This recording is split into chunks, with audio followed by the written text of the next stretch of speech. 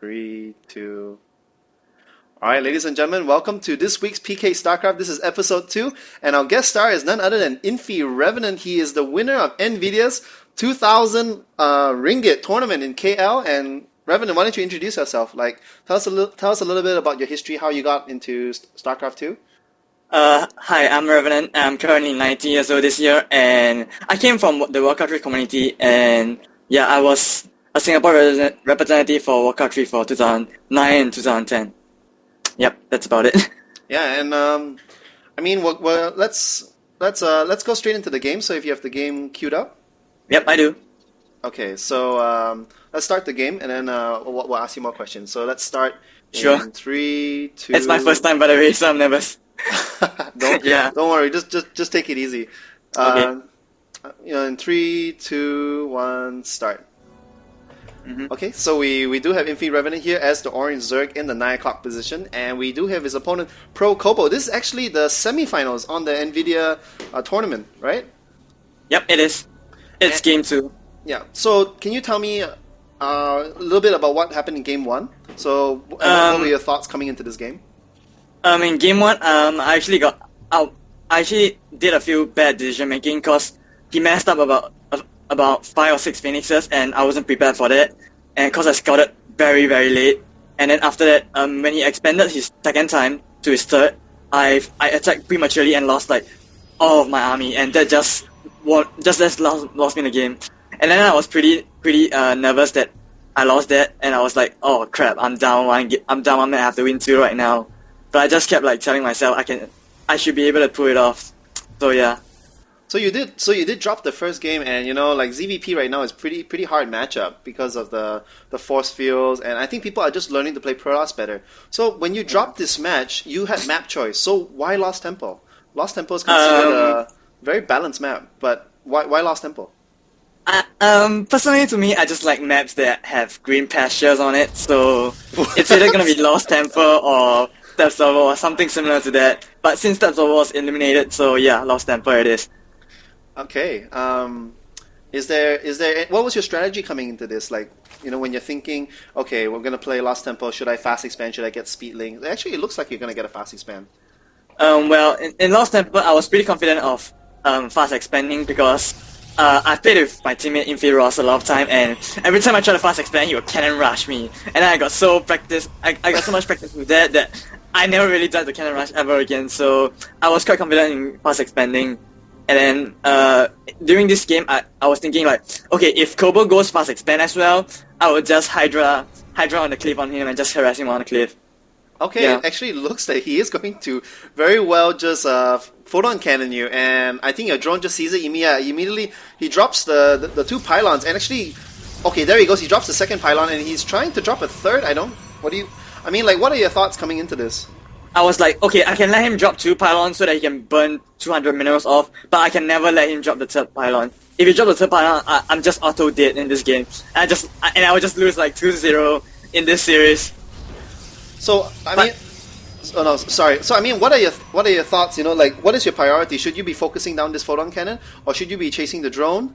Or my priority in microing would be firstly trying to surround, and if I can't surround the probe, I would just put 1 drone on the probe, and the rest of my drones on the photon cannon. And normally I would just pull around 8 drones out.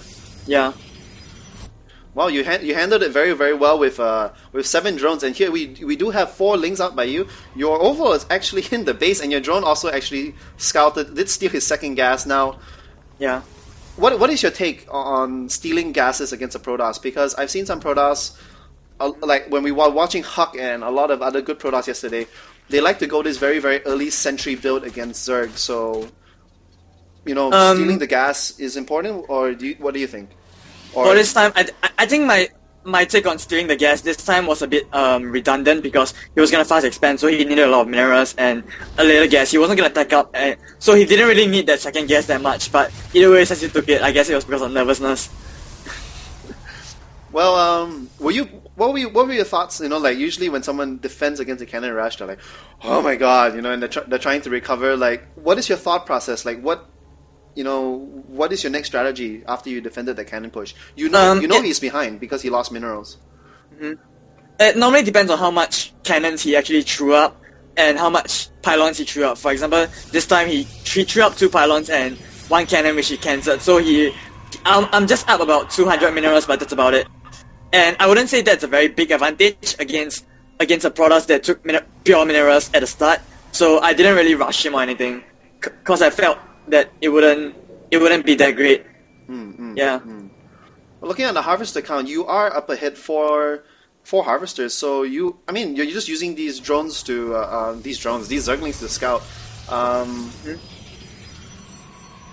Actually, the purpose of these 3 Zerglings is not entirely to scout. It's just to force him to put cannons near his mineral line so that he will be able to harvest from his minerals. Because if there is no cannon guarding the mineral, then I can just really harass his mineral line.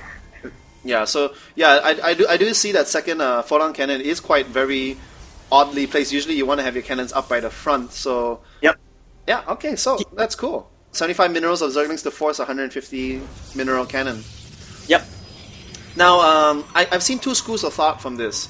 Now, you did mention Hydra on the ledge, so are you probably going to do a drop or maybe a Nidus?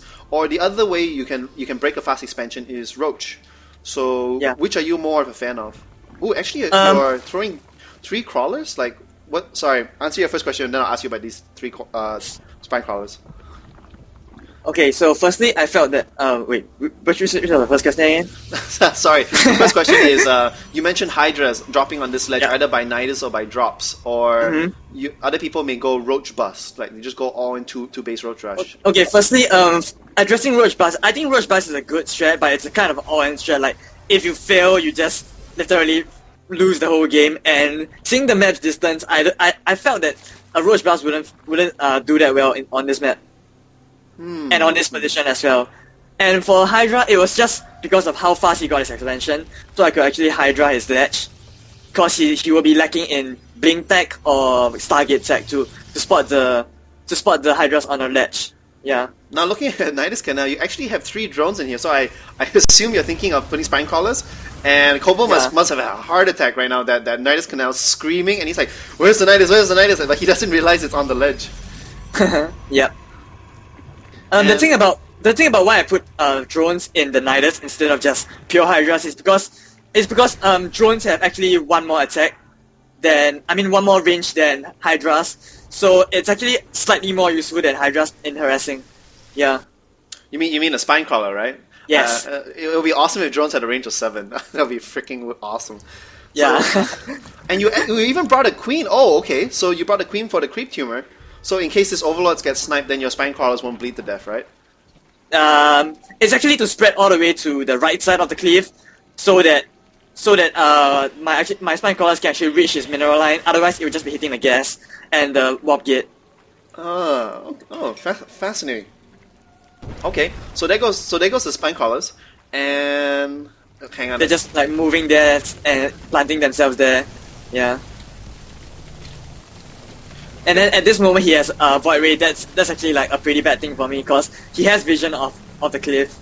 But good thing my Hydras popped in time. Yeah, I mean just a handful of Hydras are going to do very, very well against the Void Ray. And the Void Ray realizes that you do have the upgrade of 6, so the Void Ray is going to have the same range as your Hydras. And yeah, is there any one position that you can actually reach this Nexus? I think if you put it over here where your Hydras are, you're going to be able to reach the Nexus with your Spine Crawlers, maybe?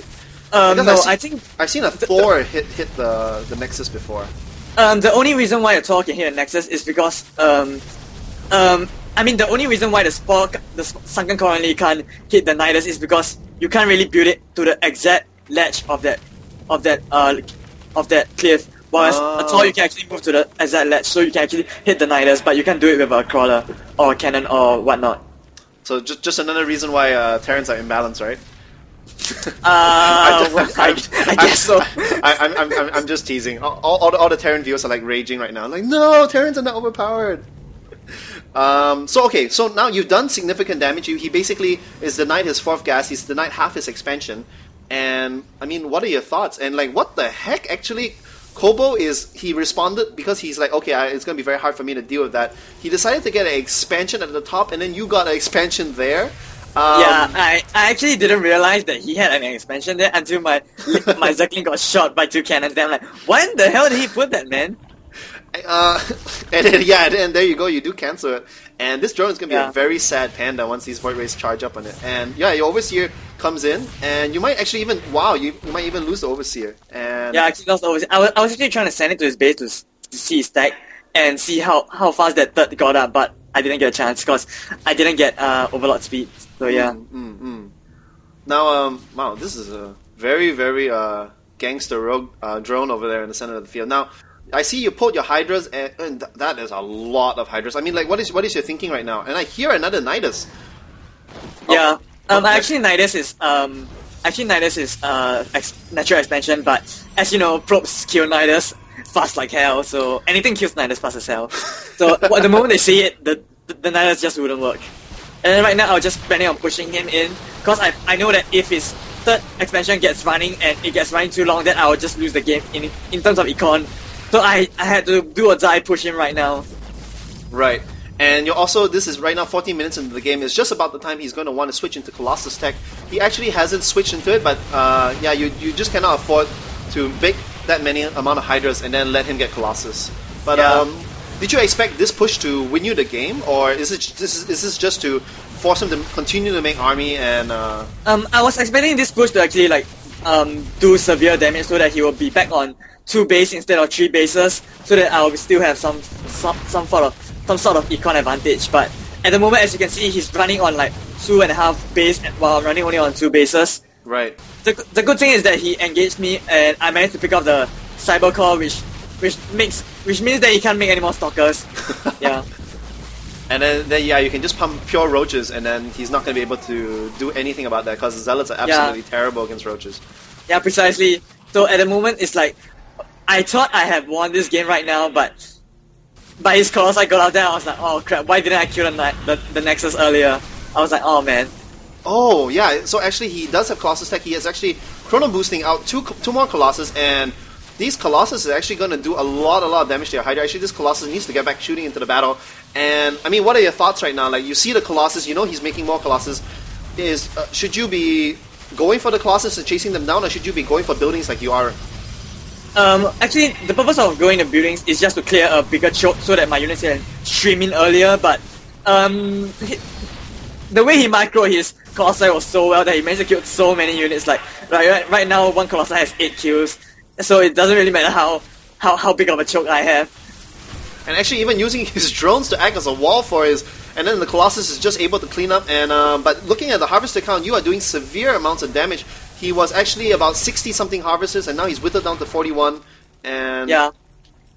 And the best part about here right now is that I've denied him gas, so that he couldn't really pump that much Colossi. And so right now he's only on like, cause as you can see from his third expansion, he only has 1 probe in each gas. So right now he doesn't have that much gas to make his Colossi out. Right. And I see you're switching into Spire Tech. Is this mainly for Corruptors? Just once you saw the Colossus? Yeah, cause the moment I saw the two Robo Fax and a Robo Bay, I was like, shit, I need Corruptors, otherwise I'm never gonna win this pure roach. Okay, now that we have a little bit of a lure in the battle, I noticed that even though you knew he was fast expanding, you threw down 3 spine crawlers in the front of your base, and then now you made 5 of them. And I noticed you are very, very fond of defensive structures. Like, you were relatively safe, but so why did you invest so much in static defenses? Okay, firstly, regarding defensive structure, when I used to play Nirvana in the past, I always lost to him. Then he always like told me that, Revenant, you have to get spine crawlers no matter what. Then I was telling him, no, I don't like spine crawlers because I don't like towers. Since towers are like ridiculous in Warcraft 3, human towers were disgusting, so I didn't really want to get them. But then like I realized that I really needed the spine crawlers, otherwise I would never defend. So when I felt that I had an econ advantage, the only reason I would lose at that point of time was to cheese to like a mass 4 gate or 5 gate. So that's one of the reasons why I put out the spine crawlers. Right. And I felt that if I pump out Zergling, they'll be useless because they couldn't do anything against photon cannons that are blocked off by so many buildings. Ooh. So spine crawler was the best option in terms of mineral to unit count. Yeah. Yeah. And I see you're actually sacrificing your units to kill both Colossus in production of the Robo Bay, and immediately Kobo taps out. Yeah. Oof. So that's the game. Okay.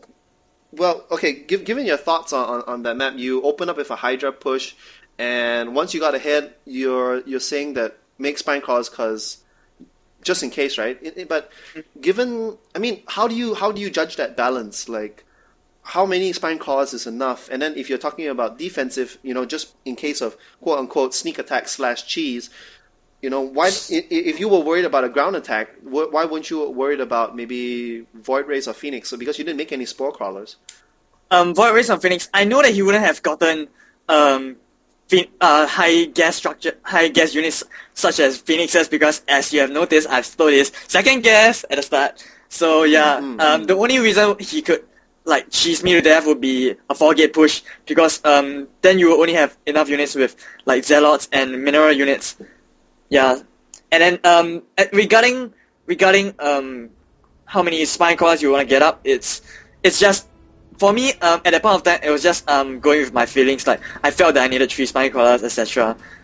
And and I felt that I had the minerals too, cause I couldn't pump up Speaklings, cause if I do pump up Speaklings, they will be useless, cause melee units can't hit a photon cannon that's walled off by a cyber core and 2 pylons. So yeah. Okay. Actually, that was actually over pretty fast. I think let's go to the first game where you fought Kobo on Shakur's Okay. plateau. Yeah. Okay. And I think when I watched this game, I was super reminded of the games of yesterday when I was casting the IEM. And the IEM yesterday, you wouldn't believe how many Zerg versus Protoss there were. And the build Kobo went was actually a very well. It's becoming very, very popular.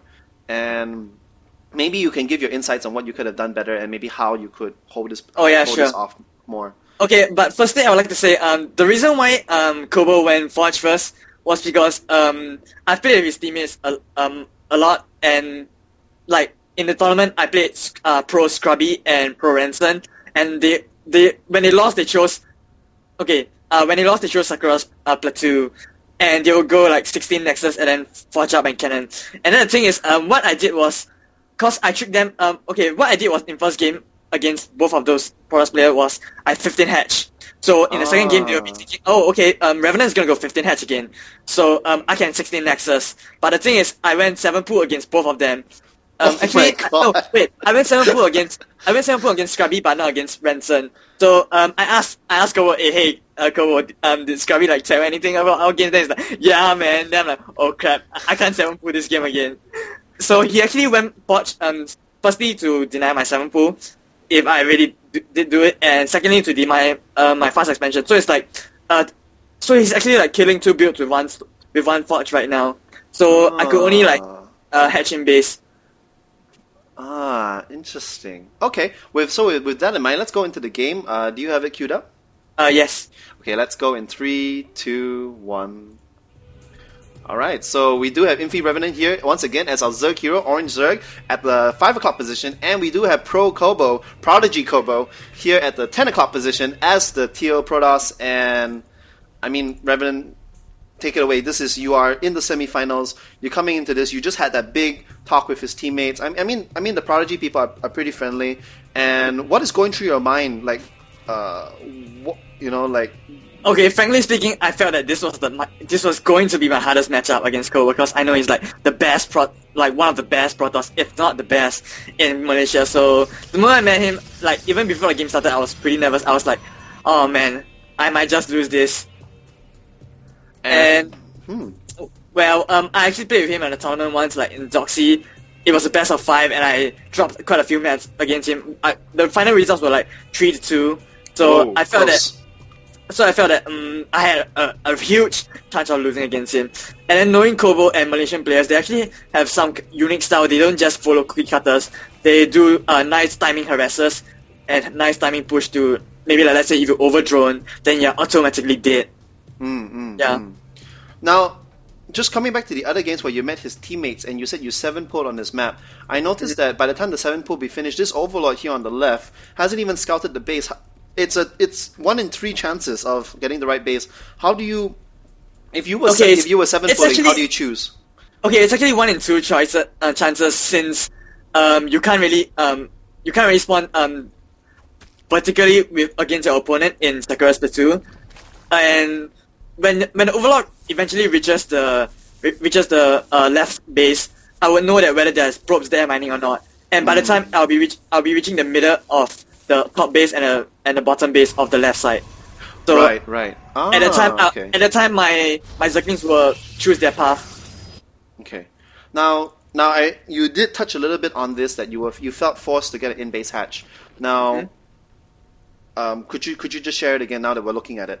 So I assume you're going to get a third hatch over here in your natural pretty soon? Firstly, I would just like to point out that the in-base hatch is something that I like to do because it's something similar to a speedling build, which you expand at 20 and get fast speed, except you minus out the speed and you you add in the in-base hatch. The purpose why I get this is because at later stage of the games, when I forget to inject lava on one of my queen and he has quite a bunch of lava, quite a bunch of minerals stored up, I can actually inject my second hatchery, which actually helps me macro better, since I sometimes forget to inject lava. Yeah. Yeah, your drone's actually taking a peck there. That probe is going to go down and just there you go. And actually that's actually pretty interesting. And then also, if you're very fond of speedlings and if you're going to, maybe some people can work this into their play if they're going for mutas, because I always remember that when I was playing muta ling, I'm always lava short because Zerglings are just so lava intensive. So given that train of thought, were you thinking of going muta ling on this map? One base muta? Two base muta, because I think you're going to pick up your hatchery pretty soon. I actually don't think that muta is a viable option against any expanding products at all, because they would just get a safety Stargate and they'll either transit into Phoenixes or Void Ray Colossi, and even if they're going Void Ray Colossi, they can just churn out a huge amount of Phoenixes in no time, since because of the Phoenix buff of 10 seconds more build time plus chrono, you can get Phoenix out in no time. So when you reach tier 2, your first building being a Spire, it's just not feasible anymore as it used to be. Now you come over here and your Zerglings are hacking away at this forge, so this harass is going to stay here until he can get out a sentry or a stalker. But what are your thoughts about a Protoss that gets fast weapons 1? And you might actually even get this forge. At this moment, I was thinking like, is he gonna like forgate with +1 attack and push me to death right now? So I was like very, very nervous. And at one point of time, as you can see now, I really thrown out my Roach Warren faster than usual in my base. And I was actually thinking, the purpose of me hitting his forge was to force him to chrono out his sentry, but he eventually didn't, cause he felt that he would get the sentry out earlier than the forge would drop. So yeah, props to him. I'm curious. I'm wondering, because you got that forge down about 60 to 70%. I was wondering, should you have sacrificed, if you were to play this match again, would you sacrifice your links just to kill that forge, because you knew it was spinning, right? So you knew it was getting weapons 1. Okay, firstly, I knew that it wouldn't kill the forge. It's just like some mental calculation. Because the moment he force views, he can start taking the Zealot that is blocking the choke to come and kill my Zerglings as well. And then at the time, my Zerglings will just be stuck there. So I'll rather use it as a scout rather than sacrifice it and maybe get a force down to 20% life or 10% life. Yeah. Now, once again, we do see you are now 9 harvesters ahead, and he's getting out. You're getting your 2 safety spine crawlers that we talked about in the first match. But looking at the armies tab, you have a grand total of 0 Zerglings, 40 drones, and he's pushing out with 5 sentries, 3 stalkers, and a zealot. So, I mean, what are your thoughts? You're only making 4 lings right now. At this moment, I was like, I need a real huge amount of speed links to actually defend this, which I wanted to, but I got supply blocked, and I hope nobody realized that. So at this point of time, I was like pulling my drones to block away the zealots from touching my spine crawlers, and he was trying to force field my drones out so that he can pick them off. But I managed to pull it off in time, pull my drones out in time so that he didn't force field them at all. And you actually didn't lose a single. Well, you lost, I think, 2 drones because you're now 39 harvesters, but that was really, really, really effective. No, the 39 harvesters was because I made two Two spine extractors. crawlers. Right. Okay. So you didn't even lose a single drone. Now Yeah. your speedlings are coming across the field. Like, what are your thoughts? You just repel the At, push. at this moment, I just wanted to burn his force fields away, like cause he had so much mana on his sentries out. I just wanted to pick out a few sentries and make him use as many force fields as possible. Well, you even picked off a sentry and you drained every single sentry of energy. Well, that's Yeah, actually really good thinking. Yeah, at this moment, I was like, I have an upper head advantage, but as you can see from the latest stage again, I actually threw this advantage away. Yeah. Okay, so you accomplished your purpose and you burned all the energy. So why did you make that second attack? I think the second attack was because of a miss micro that I actually didn't really look and I accidentally clicked my Zergling into there. Cause I don't remember it being intended, but yeah. Okay, so it's just a minor slip. Okay, so Yeah. so your thoughts. I mean, when your Zerglings came in there, you did see that the second base is fully saturated. He does have 4 gas. So what's going through your mind, like there? Because you looking on your camera, yeah, you see not much of inside his base, and Yeah, and at this moment, I realized, okay, I don't have much info on his base, so I immediately morphed the Overseer to fly in. And after that, I saw, as you can see now, I saw 2 Stargates, and I'm like, oh crap, I don't have any Hydralis or any NVA at all. okay. So and even picking, what did that Phoenix actually pick up the Changeling in the gravity? Yeah, I did. So yeah, you immediately do throw down your Hydra. Then there it is, and he's. I mean, you are moving out with your roaches. So your idea is counterattack while so at least distract him. I was thinking like while his Phoenixes was hitting my Overlords, my Stray Overlords, if there was any, I could actually kill off his front line of units or just burn as many or exchange as many units as possible. But all I ever achieved here was just to make him waste 3 force fields, and that's about it. So you now see he does have 5 Phoenixes. So Actually, I would like to just point one more thing out is when I actually pushed him, he actually had to pull his Phoenixes back. So actually, that actually bought me some time to get my Hydralis out. Yeah. Yeah. Okay. Wow. And your range upgrade is, and you got Overlord speed, so you're going to be able to save most of these Overlords. And Yeah, but wow. I think now he has so many Phoenixes, he can just pick up anything and literally everything in my main base right now, and he goes on a killing spree on my drones. So yeah. So you do have one Spore Caller at your main at your natural, but you also have one Spore Caller in your nat. And what's going through your mind right now? I mean, you're being constantly harassed by these Phoenixes, and I think these Phoenixes have picked up 4 or 5 Overlords. They've killed off a lot of drones. This is going to be the second Queen they killed. Never mind. And Right now, I felt that I'm in a minor disadvantage right now because, firstly, I scouted his targets very late, so he managed to get like 4 or 5 Phoenixes out before I could even throw down my Hydra then, and secondly, the 2 Spore Cores that I invested on was totally useless. They don't do much damage to Phoenixes at all. Yeah. so let's rewind. Oh, that's a scary army by the Protoss right now. Let's rewind a little bit. You have spent roughly about 1,000 minerals, 500 gas on getting these 10 Hydras. And on hindsight, do you think when you saw those Phoenixes, you should, because you already had your Evo Chambers, should you have just gotten 3 Spine Crawlers per base? Would that have been cheaper and more worthwhile? I wouldn't think it's worthwhile because they can just fly in and continue to Graviton beam my drones, and I wouldn't have been able to do anything about it because as you know, Spore Crawlers don't really do as much damage as turrets, and he can actually just put his Phoenixes outside my base, wait for the shields to regen, and fly back in and start picking up more drones, and then so I felt that Hydra was a safer choice. And yeah, you do trade 2 Hydras for 1 Phoenix, and you do actually open up your the back rocks to his base. What are your thoughts about that? Because that is a very, very small choke. Do you think it makes a difference?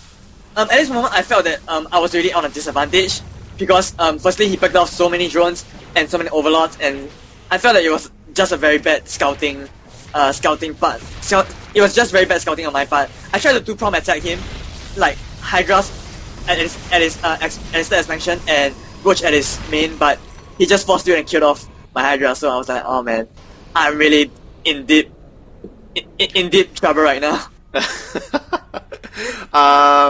Okay, now this is a question that all Zerg players are going to ask you because you're one of the most dominant Zergs in Southeast Asia. how do you Okay. deal with force fields? Now, early game, I saw you wanted to make him waste force fields by sending him a lot of speedlings. So it was either use the force fields or die. So he was forced to use it. But mid game to late game, when he does have these force fields, and then yeah, he was able to trap your hydras. But never mind, hold that thought. What is your thinking when you're pushing in here? Is it Okay, right now, at this push, I knew that I was dead, because it's either I had to push him, or I would just lose the game. But this push was very prematurely, as I've told you before the game even started, this was the premature push I was talking about. I had fewer units than him, but I had to make this push, otherwise I would have been, I'll be worse in econ, and I would just lose the game as it draws out. And regarding the force field issues at late game, the only real counter to force fields is firstly either to bait him to force field while you just kite his units, or secondly to get ultralights out. But as this current patch goes up, Void Rays have 20% more damage to massive units, so ultralights just don't do anything again in a battle anymore. yeah? Because usually the Colossus is mixed in with Void Rays. Yeah. So now So at least, yeah. You first. Sorry for interrupting. No. So I mean, this game is pretty much over because yeah, you just this is the Protoss Death Ball, and then he is killing your units for very little cost, and so you said you threw away this game because early game that you had advantages. Where do you think that was your biggest? Okay, I actually had two very big mistakes. The first big mistake was not scouting his phoenixes, as I've said earlier. And as a Zerg, you really have to just keep continuously scouting and scouting, cause you will be the one that is reacting to what your opponent does, not the other way around. So the moment he got that much phoenix and you didn't scout it, you will be losing a lot of overlords and a lot of your early game advantage that you had there. And my second mistake was it wasn't really a mistake, it was like a do or die thing. I had to do it, was pushing his third with a smaller army. But at the point of time, I knew that if this push didn't go in, I would have lost. If I didn't push at all, I would have lost. So either ways, I had to do it. If you had to play this game over again, besides scouting, do you think there was anything else you could have done? Like at that point when your overseer went into the base, you're like, oh crap, he already has 3 phoenixes. If you could play this game over again, would you have gone a different path? Maybe. Do you think that maybe if you had gotten infestors and then fungal growth the phoenixes, so your hydras could pick them off, or I felt that I actually was considering on getting infestors in this game, but I felt that the moment I would have got infestors out, he would already have tech switched to Colossi, so the infestors were too useless. And the good thing about infestors is that you have to scout the targets early, otherwise infestors just don't cut it. Because by the time your infestors get out and you have the energy upgrade on the infestors, you will have already tech switched. So right. yeah, that's the only strong part of infestors in ZVP, besides mind control, of course, which I love.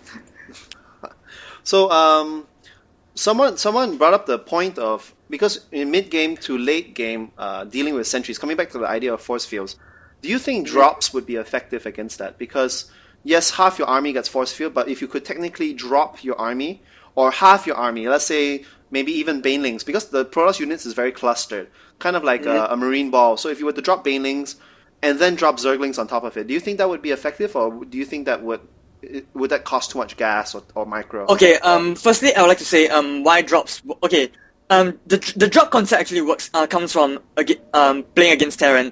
Why does drop work that well against Terran? It's because they have siege tanks. Once they are sieged, they have to defend the siege tank, so they have to stand their unit right there, on the spot, so that their siege tanks don't get picked off, and they can't really kite your units or move back and shoot, move back and shoot, move back and shoot. But against Protoss, they have no stagnant units that just stay there. So when he sees drops coming, all he's gonna do is just move back, shoot, move back, shoot, move back, shoot, and eventually your drops will just never reach at all.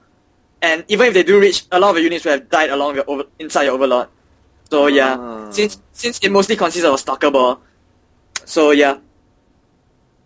Right, because I'm looking over here, your overlord, even the upgraded overlord speed is 1.88, and a stalker moves at 2.95. So yeah, a stalker can outrun an overlord. Okay, so yeah, you're right. The drop would never ever reach, even if they're running and shooting. Okay, fascinating. Okay, thank you for your insights.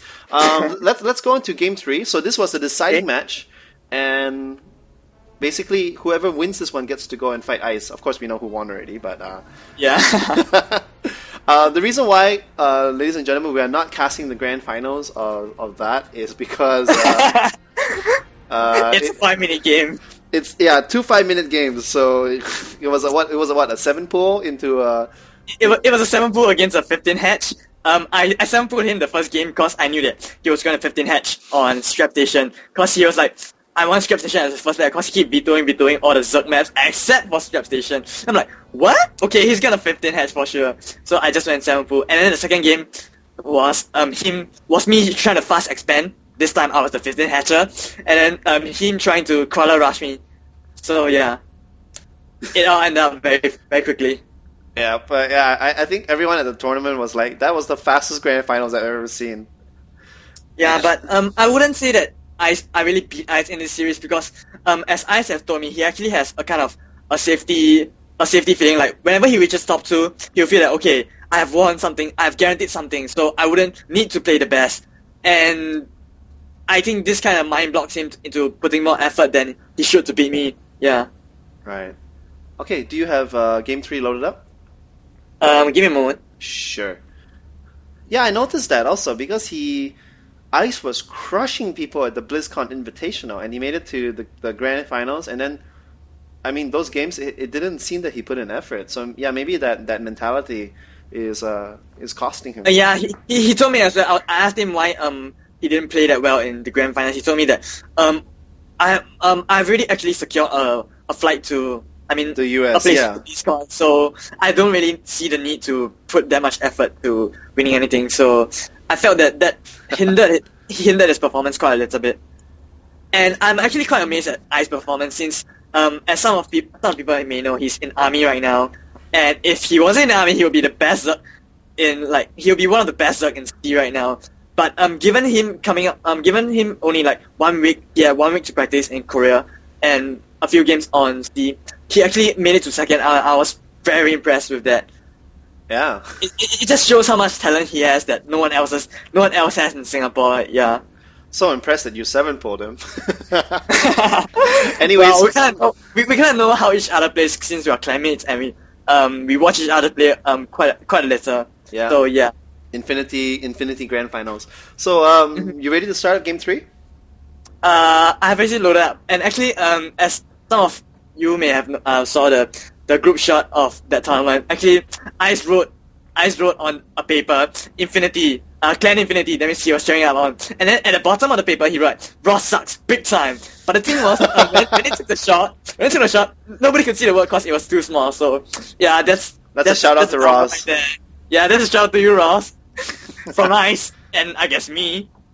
Yeah, so I'm loaded up and ready to roll. Alright, let's start this replay in 3, 2, 1, go.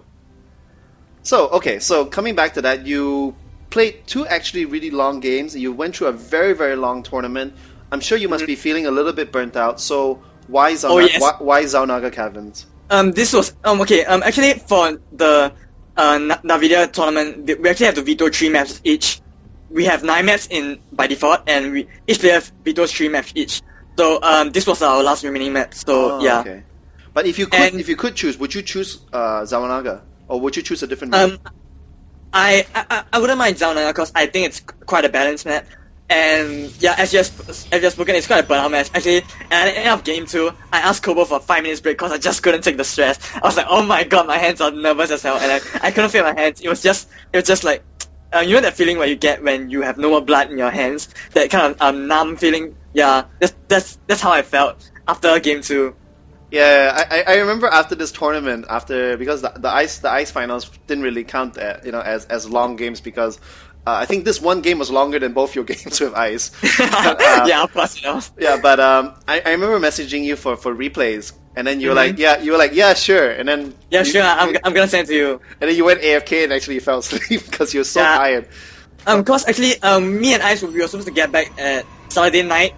We were supposed to catch a bus or a flight. But the tournament dragged on to around midnight, so we missed our flight. So our next the organizers were actually very, very well, very, very caring. I would say they had one of the best welfare there. They actually helped us to book a ticket, etc., etc. And then one of the staff at the land shop actually drove us to the airport as well in the morning because our flight was at 4 a.m. so there wasn't any cabs around. And yeah, we wouldn't actually have been able to get to a hotel, so we just slept at the land shop. Yeah. So actually, why don't you do a short plug for the tournament organizers, since you know them pretty well? You should give them a shout out on this cast. Well, props to this props to all the tournament organizers and all the Malaysian people who were so warming and helped us a lot when us Singaporeans went to Malaysia. They were very warming. They helped us a lot with a lot of stuff. They intro around. They made us feel at home basically, and I think that's a very big pros in this tournament, because in offline tournaments this is what you want. Yeah, absolutely. And I believe it was ran by Dustbin, right? Dustbin.com. I'm not too sure. I know that they were a coverage for that tournament. I'm not too sure which organization actually ran it. Yeah, but I knew that the main sponsor was nVidia, and they sponsored a huge prize pool for it. Yeah. Sweet. Alright, so coming back into this game, you're tired. You know, you just finished 2 monster 20-25 minute games with Kobo. You know he's good. You know it's Zalnaga Caverns. You saw the double gas. What's going through your mind right now? Actually, right now, since I saw the double gas, I was thinking, okay, he's either gonna tag fast and go to a Stargate build, or he's either gonna mass sentries and expand right here. And knowing Kobo, I know he's more of a macro player than an oil or cheese player. So this was a deciding game. I didn't think that he would want to cheese me out, because it's a deciding game. You don't just want to cheese and like throw your luck on that push itself, because it's just not worth it. And it's just really do something like that, yeah. And actually, you're right. It is going to be a 3-gate expand over here. And I noticed you push your Lings up there just to slap that Zergling in the face one time. But actually, what you wanted to see... The Zergling in the face? You mean the Zella in the face? Yeah, slap the Zella in the face. No, the Zerglings don't slap themselves in the face. But you basically want to see the gateways, right? And you managed to just get a little peek of it. So you found out, okay, he is going to fast expand. And actually, you're keeping 2 Lings outside his base. What's the purpose of that? Usually people leave 1 Ling. Okay, the first Ling outside the base is just to see whether he pushes out, and the second Ling at the more to the left side is to see whether he expands or not when my right Ling dies. Because normally when Protosses kill 1 Ling, they will know that, okay, the scout unit is gone, I'm safe to expand. But the purpose of my Ling on the left side is to like hide it there, so that I know that he's going to fast expand. But when he throws down the Nexus, his Nexus wouldn't have the vision to see my Zergling. So yeah. So that's the reason of the positioning, and you might even be able to kill the probe. And okay, so I see an Overlord coming in at the 6-minute 30-second mark, and actually, yeah, you're able to scare that probe away. As a Zerg, you always suicide your first, second, maybe even your third Overlord. How do you manage timings of your Overlords? Like right now, you do see the 3-gate. You are going to back out with your Overlord here on the right side. I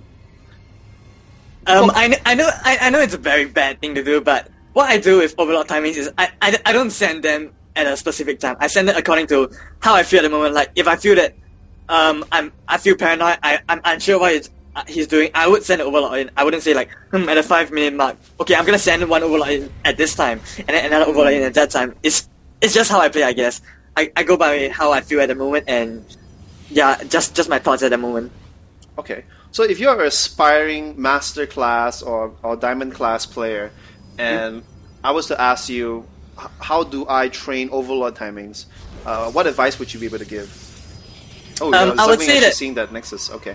Yeah, I would say that for Overlord timing, it's actually better to get a specific timing where you want to send it in. And how you want to train this is you want to get maybe a Protoss partner or a Terran partner, and against Protoss you want to ask the partner, when do you throw down the let's say if you're on the 4-gate, when are you going to throw down the 4-gate? And then at that timing that it tells you would send your Overlord in by 10 seconds before that timing to see his gateways. And against the Terran you will do the same thing as well. Like for example, if you're gonna ask Terran, if you're gonna Banshee, when would your tech lab go up on the starport? And if you're gonna Helium drop or Tor Rush or Mass Bio, when would your reactors go up on the bio, on the barracks, etc. So yeah, you actually need a Terran partner and a Protoss partner to do so. Okay. So you do see this push out here, and you do reposition your spine crawlers. Now, yes. What's going through your mind right now? As I've mentioned earlier, some Malaysian players like Kobo and Benson, what they do is they actually like to do aggressive timing push like this one. And when you overdrone at this point of time, you automatically lose the game. But if you start building units, if you have a sufficient amount of units at a time, you can actually survive the push. Or I wouldn't say this is a push. This is more of a harass kind of push. Like he's just forcefully my Rogers out to buy some time so that he can pick off more drones and more units while he macros up, and so that I wouldn't be able to counter attack him while he pushes. And at this point of time, it's actually, I would say he has a minor macro advantage because he picked off both my queens at this moment, and I had to remake them. So at this moment, I didn't have spawn lava for about 50 seconds. Right. So now you're going to make a counter push, and I mean, what are your thoughts right now? Like, why counter push now? Do you think you should have been more defensive? Or... I felt that there is always a pro and con of doing something, and if he does such an aggressive build and sacrifice all his units that he wouldn't have sentries that have a lot of mana on it. At most, you have sentries with one force you each, so I would have been able to harass a little bit on him and wouldn't get my full army cut in half. Maybe just a few Rogers cut in half, but that's about it. And at this point of time, as you can see here, he held up my counter push very well, and I actually had to fall back with only 2 Rogers because I lost the rest of my Rogers. And at this point of time, I was like, oh man, I might just lose this game at this point of time. So yeah. Yeah, and once again, you are scouting just to make sure what he has, and well, I do like what you're doing here, because remember I was asking you in the last game, how do you deal with mid-game sentries, and what you're essentially telling me is you make this harass/push and you force him to use the energy, and even actually in that push you killed off every single sentry. He has to make the sentries again, and sentries are very expensive. You know, they are not cheap at 100 gas a piece, and they're quite relatively fragile. So right now he only has 2 sentries, and they just have enough energy for one shields. Now, while this second push is coming out here again, I want to notice that you are very good at pulling back. Okay, never mind. We're coming into a battle here. I mean, what are your thoughts? Why a second push? You just lost your entire army. This second push is just to basically, firstly, is to make him waste force field. Secondly, is to pick out zealots. The thing about once you get roach speed, you have this small window timing where you can just go in, pick off as many zealots as possible, and just run the hell out of there. Yeah. And this timing push is normally comes before the Protoss gets his first immortal out. And the moment he gets this first immortal out, he knows that okay, it's my turn to push to harass you again.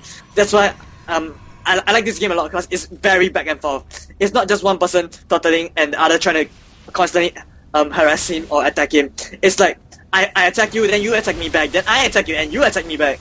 Right, it's all these very, very small timing windows, and actually, because of that proxy pilot, he's actually able to... Wow, what the heck? You have Borrow? That is a lot of Stalkers, though. What is going through your mind right now? Like, you do... Right now, I know that I wouldn't have been engaged straight on, so what I need to do is Borrow, wait for him to move his army across my Borrow Roaches, and then pick off his Immortal, and then just back off or just Borrow off. And the reason why I researched Borrow this early is because, as I've told you before, I would do... Zerg should do a harass, and when your units actually get cut off by force fields, you have this safety spell, which is Borrow, so that your units will get picked off. So you will Borrow until all the force fields disappear, and then you will just run away at that point of time. Now you are making primarily Hydras right now. The reasoning behind that is... The reasoning behind that is because he has Immortals, and Immortals kills Roaches so fast, so there's no way you can actually mass more Roach against Immortal. You'll just be suicide. So what you want to do right now is get Hydras out, since Hydras don't actually take additional damage to Immortals, and what I did right now was I took my Broodlings and surrounded his Immortal so that he couldn't run away. I think that's gotta be like the biggest insult, like, yeah, I'm an Immortal, big and strong, and you die by a Broodling. That's like... No, it's just to obstruct his path, so that, to make sure that his Immortal couldn't run away. Yeah. Okay, so you basically traded blows. You've whittled his army, and I notice his army actually doesn't even have a single sentry right now, because if he wants to go for Colossus or Immortal Tech, he's going to need that gas.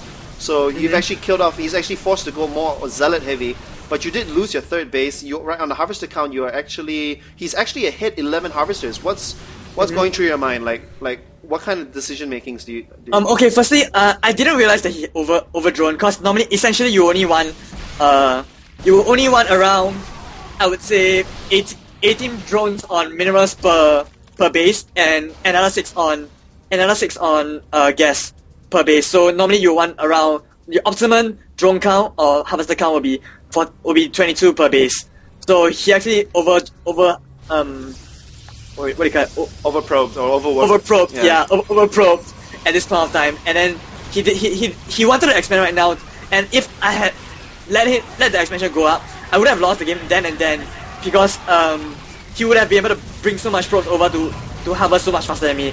At this point of time, I actually had to hit this timing window where his colossi didn't come out, so I could mass Hydras and Zerglings to trade units with him.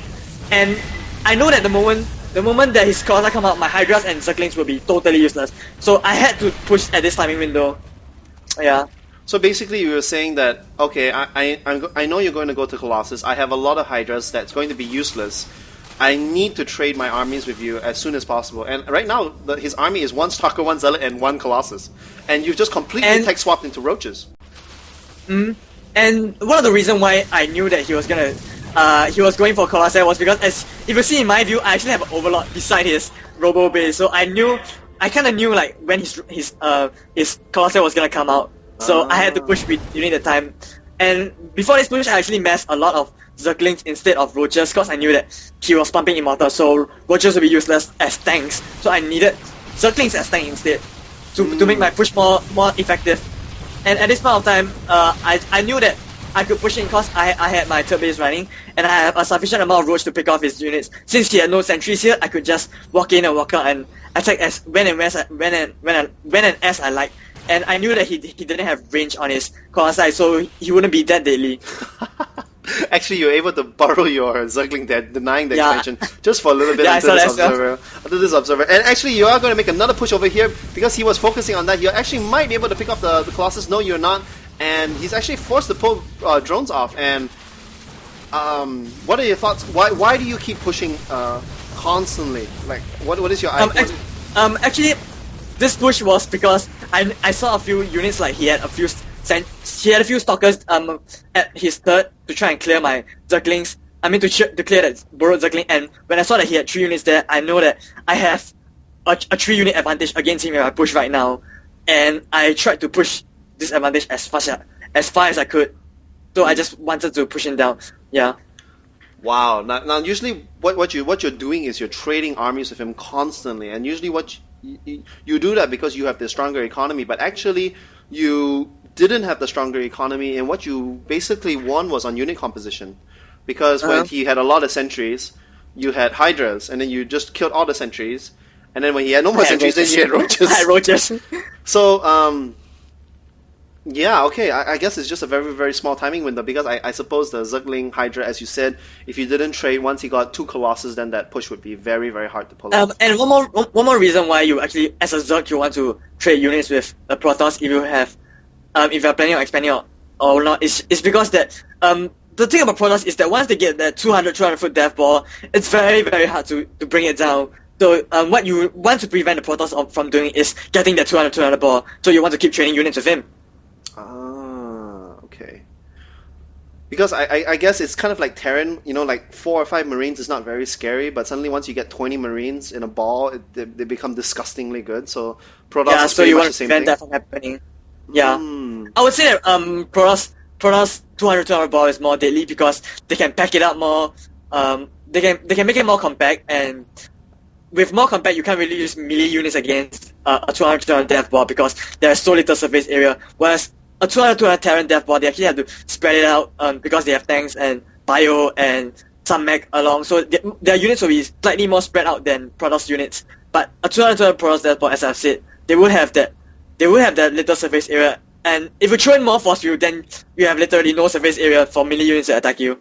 So yeah, I would say a 200 Protoss ball is much more deadlier than a Terran ball in that surface area aspect. Okay. Well, we have a grand total of we have lots of viewers on no we don't. We have a lot of viewers in the thing. If you guys have any questions for inFiRevenant, just post them in the chat and then I'll read them. But while we wait for questions, Mhm. um, just coming back to that, it's two schools of thought. If you see he has that death ball of void rays and colossus, what some people say is get a lot of corruptors. What other people says is get two or three corruptors and then the rest mutalists, because the idea behind that is, yes, if you only have corruptors, you clear the colossus, but then the colossus is not be able to no, sorry, you clear the colossus, but the corruptors are not able to help in the battle anymore, other than use their ability. But if you had mutas instead, then they would be able to hit the stalkers and so on. But I what would what is your say thoughts on that? I would say Mutalis against Protoss isn't that well, as in if you want to go Mutas, you have to go pure Mutas, as in all your guests have to be devoted to Mutas, while your minerals, where excess mineral will be to Links. And Mm, if you mm, go mm. if you go a mix of Corruptors and Mutas, your Mutas wouldn't do as much damage, because the strength about Mutalis is that you need a big ball of it to deal damage because of their AoE attack. And if you only have a little Mutas and a little mix of Corruptors, they wouldn't do much. And as you know, Mutas are very weak in combat, so yeah. Mm. Well, because the argument is, a corruptor, once you take into account the bonus damage that stalkers and void rays do against it, usually instead of having 200 life, they have about 140 life, where a muta has 120 life. But given that, you still think that you should go pure corruptors instead of mixing the mutas? I would say that you firstly want to prevent as many voice rays as possible, and secondly, you wouldn't want to immediately go to Corruptors. You would go like Hydra Roach to pick off a few, to exchange a few void rays before you start pumping out Corruptors. And that thing about pumping out Corruptors is you have to do it at one go. You can't do it like three Corruptors in 1 minute, then another three in another minute. Right, right. Okay, going into the chat, looking at these questions, Exclusive175 says, what do you think about Banelings against Protoss Deathball? Because they're so clustered. Can you repeat the question? Because I actually on the stream and I actually have echo of myself. Sorry. Yeah, that's what I'm saying. What do you think about Banelings against Protoss Deathballs? It's by Exclusive175. Banelings against Protoss Death Balls. Firstly, I don't think Banelings will ever reach the Protoss Death Ball because of force fields. And Ah, secondly, because Colossi do so much damage, so they can just one-shot Banelings when they have upgrades. Yeah, so Banelings wouldn't really reach the Death Ball. And lastly, the Protoss Death Balls don't really have that much light armored units, so Banelings wouldn't do as much damage as they would to, as compared to maybe a bio army of a Terran. hmm, Yeah. hmm. Okay, so well, exclusive, we already answered that earlier about Baneling drops. It's because the Overlord moves at 1.8 speed, even upgraded, and a Stalker and everybody else moves at 2.9. So theoretically, once they see the drop coming, they're just going to move, shoot backwards, and the Overlord will never reach them. And Strats for Life ask against a Protoss. What do you think about? Would you go 14 pool, 14 hatch, 14 pool, 15 hatch, 14 pool, or 14 pool, 15 hatch? I know it's quite similar, but okay. Basically he's asking if you're fast expanding against a Protoss, how would you fast expand? Okay, there are actually a few ways of going about this. One thing I would like to point out to a lot of Zergs is that the scouting pattern of your opponent, because on maps like Manalopolis and Lost Temple, they will normally send their scouting probe or scouting SCV at around 9 foot to block your expansion. So at that time, if around 13 foot you see a probe come into your base, you know that it's going to be close position. So you know that you will want to throw down a spawning pool first before going into a hatchery. But if you know that there's no scouting unit coming in, or you know that the scouting unit hasn't arrived, or you feel comfortable with fast expanding, like you feel comfortable with defending cannon rushes because you have so much practice against it, then by all means just fast expand. Yeah. So I hope that answers your question. Okay, so NGTV. Last question, by the way. Seeing that Okay. seeing that Zerg somehow needs one more unit to be even in the fight, which Brood War unit would you wish that Blizzard would include in Heart of the Swarm? Is that a trick question? Because I know that every Zerg loves Lurker, so for sure Lurkers, man. Do you think the lurkers should come from the Hydras to be the same as Brood War, or do you think they should come from Roach or some other brand new unit? Maybe you make the lurkers straight from a lava. What do you think?